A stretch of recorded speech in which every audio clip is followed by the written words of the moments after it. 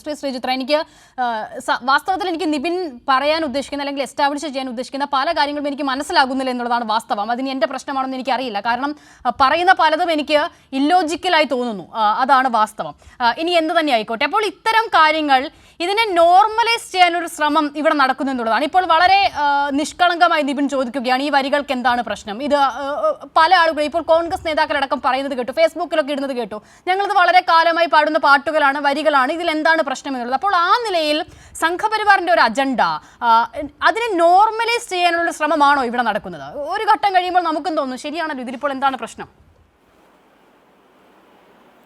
അത് ഞാൻ ആദ്യം തന്നെ വ്യക്തമാക്കിയിരുന്നു. ഈ പാട്ടിന്റെ വരികൾ നിഷ്കളങ്കമല്ല. പരമപവിത്രമതായ ഭൂമി എന്നുള്ളത് ഹോളി ലാൻഡ് എന്ന സവർക്കറുടെ പാവന ഭൂമിയും പിതൃഭൂമിയും എന്ന വാക്കിനെ അതേപടി ആവിഷ്കരിക്കുന്നതാണ്. ഇത് ഞാൻ വ്യക്തമാക്കിയിരുന്നു. പക്ഷേ ഇതിനു മുമ്പ് ഇതിൽ സംസാരിച്ചതിൽ ഒന്ന് രണ്ട് കാര്യങ്ങൾ ക്ലിയർ ചെയ്യേണ്ടതുണ്ട്. ഇത് വളരെ നിഷ്കളങ്കമായി കുട്ടികൾ പാടിയ ഒരു ദേശഭക്തി ഗാനം എന്നാണല്ലോ നരേഷൻ.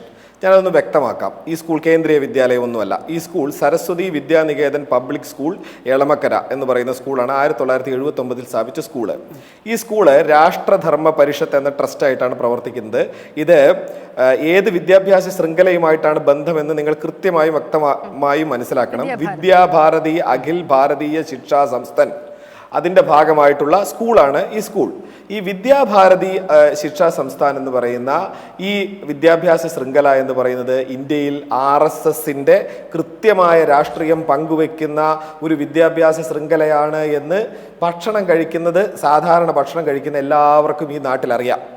നാഗ്പൂർ മുതൽ അതിനുള്ള എത്രയോ റിപ്പോർട്ടുകൾ, വേണമെങ്കിൽ എണ്ണമറ്റ റിപ്പോർട്ടുകൾ, എത്രയോ പത്ര റിപ്പോർട്ടുകൾ, വളരെ പ്രധാനപ്പെട്ട റിവ്യൂകൾ, വളരെ പ്രധാനപ്പെട്ട ജേർണലിസ്റ്റുകളും രാഷ്ട്രീയ പ്രവർത്തകരും എഴുതിയിരിക്കുന്ന ലേഖനങ്ങൾ എന്നിവയൊക്കെ വേണമെങ്കിൽ തരാം. എങ്ങനെയാണ് വിദ്യാഭാരതി ഈ RSSന്റെ രാഷ്ട്രീയം ഇന്ത്യയിൽ പങ്കുവെക്കുന്നതെന്ന്. ആ വിദ്യാഭ്യാസ ശൃംഖലയുമായി ബന്ധപ്പെട്ട സ്കൂളാണ് ഈ സ്കൂൾ. നിങ്ങൾക്കൊരു കാര്യം ഓർമ്മയുണ്ടാവും. കാസർഗോഡുള്ള ഇതുപോലെയുള്ള ഒരു സരസ്വതി വിദ്യാലയത്തിലാണ് കുട്ടികളുടെ പാദപൂജ അധ്യാപകർ ചെയ്തതുമായി ബന്ധപ്പെട്ട് കുറച്ചു കാലം മുമ്പ് ഒരു വിവാദമുണ്ടായത്. ഇതുപോലെ ഒരു സരസ്വതി വിദ്യാലയം എന്ന വിദ്യാഭാരതിക്ക് കീഴിൽ വർക്ക് ചെയ്യുന്ന ഒരു സ്കൂളിലാണ് എന്നുള്ള സംഭവം നിങ്ങൾക്ക് ഓർമ്മയുണ്ടാവും. ഈ കുട്ടികൾ നിഷ്കളങ്കമായി പെട്ടെന്ന് ഈ പാട്ട് പാടിയതാണെന്നാണ് നിങ്ങൾ കരുതുന്നത്? കുട്ടികൾ നിഷ്കളങ്കമാണ്. കുട്ടികൾക്ക് യാതൊരു കളങ്കവുമില്ല.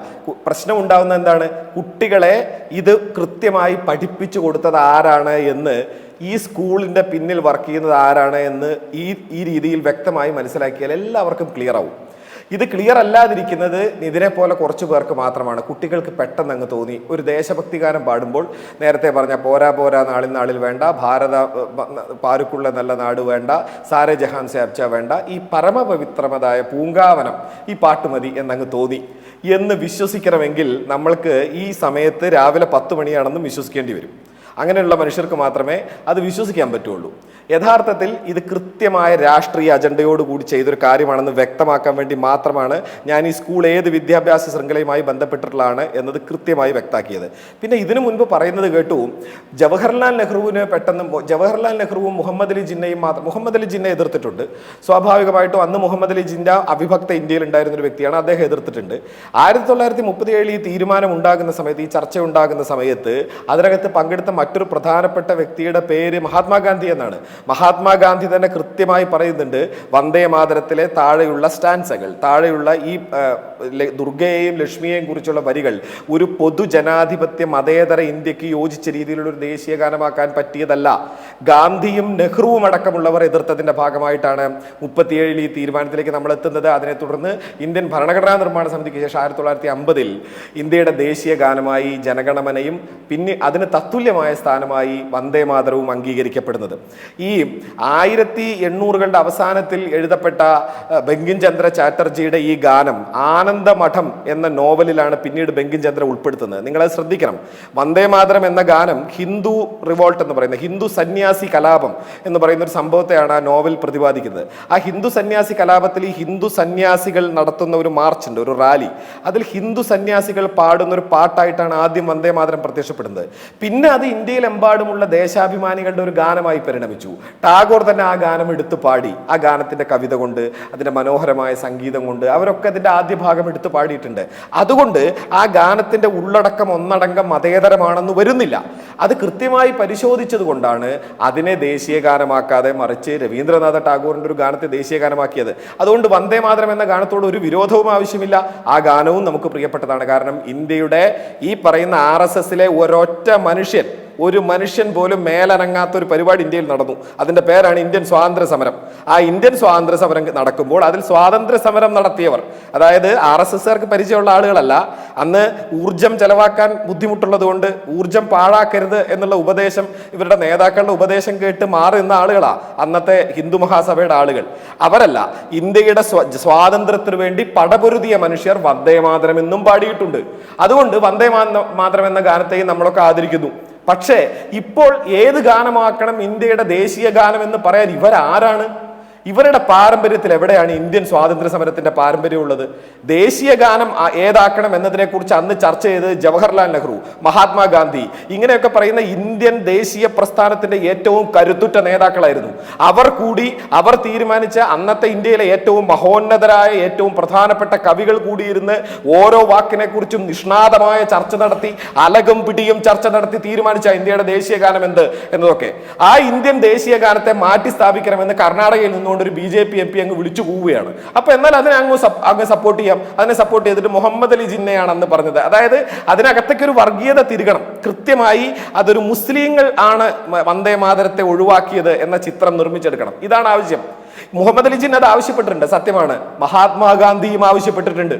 മഹാത്മാഗാന്ധിക്ക് വിരുദ്ധമായി അന്ന് സംസാരിച്ച ആരാണെന്ന് കൃത്യമായി നിങ്ങൾക്ക് എല്ലാവർക്കും അറിയാമല്ലോ. ഈ പുണ്യഭൂമിയും പിതൃഭൂമിയുമായി ഭാരതത്തെ കാണണം എന്ന എഴുതി വെച്ച സവർക്കറുടെ തലയുമായി ഇറങ്ങിയ ഒരു പത്രം ഉണ്ടായിരുന്നു. ആ പത്രത്തിന്റെ എഡിറ്ററുടെ പേര് നാഥുറാം വിനായക് ഗോഡ്സെ എന്നാണ്. ആ സവർക്കറുടെ തലയായിരുന്നു ഒരു ലോഗോ പോലെ ഗോഡ്സെ ഉപയോഗിച്ചിരുന്നത്. ആ ഗോഡ്സെ എന്ന് പറയുന്ന വ്യക്തിയുടെ കയ്യിൽ റിവോൾവറിൽ നിന്നുള്ള വെടിയുണ്ടയിലാണ് മഹാത്മാഗാന്ധി എന്ന് പറയുന്ന മനുഷ്യൻ കൊല ചെയ്യപ്പെട്ടത് ഇന്ത്യയിൽ. ഇതൊക്കെ ഇന്ത്യൻ ചരിത്രത്തിലുള്ളതാണ്. ഇതൊക്കെ ഇന്ത്യൻ ചരിത്രത്തിൽ നിന്ന് മായ്ച്ചു കളയണം എന്ന ആഗ്രഹമൊക്കെ കൊള്ളാം. പക്ഷെ ആ ആഗ്രഹം ഇവിടെ നടപ്പില്ലല്ലോ സാറേ. അതാണ് പ്രശ്നം. ഇന്ത്യയുടെ ജനാധിപത്യപരമായ മുന്നോട്ടുള്ള യാത്രയിൽ ചരിത്രങ്ങളെല്ലാം തന്നെ ഓർമ്മിക്കപ്പെടും. ആ ചരിത്രങ്ങളുടെ വെളിച്ചത്തിൽ നിൽക്കുന്നവരാണ് ഇന്ത്യയിലെ ജനാധിപത്യവാദികൾ. അതാണ് ഇന്ത്യ എന്ന രാഷ്ട്രത്തെ പടുത്തുയർത്തിയത്. ആ ഇന്ത്യൻ രാഷ്ട്രത്തിൽ നിന്നുകൊണ്ട് ദേശീയഗാനം അത് വേണ്ട, നമുക്ക് ഈ ദേശീയഗാനം എടുക്കാം, വന്ദേമാതരം മതി, മറ്റതങ്ങ് തട്ടിയേക്ക് എന്നൊക്കെ പറയാൻ ആരാണ് BJPക്കാർ? അവർക്ക് എന്ത് അവകാശമാണ് അതിനു മുകളിലുള്ളത്? ഇന്ത്യയുടെ ഒരു പൊതുമേഖലാ സ്ഥാപനത്തിന്റെ ഒരു പരിപാടിക്കകത്ത് ഈ പാട്ട് പാടുന്നു. ഈ പാട്ട് പാടുന്നതിന്റെ രാഷ്ട്രീയമാണ് കൃത്യമായി വിശദീകരിച്ചത്. ആ കുട്ടികൾ നിഷ്കളങ്കരാണ്. ആ കുട്ടികളെ 1% കുറ്റപ്പെടുത്താനില്ല. ആ കുട്ടികൾ എന്താണോ പഠിക്കുന്നത് അത് പാടും, അത്രമാത്രം. പക്ഷെ ആ കുട്ടികളെ ഏത് നിലയ്ക്കുള്ള വിദ്യാഭ്യാസ പ്രക്രിയയിലേക്ക് പങ്കുചേർക്കാനാണ് വിദ്യാഭാരതി ശ്രമിക്കുന്നത് എന്നത് വ്യക്തമാണ്.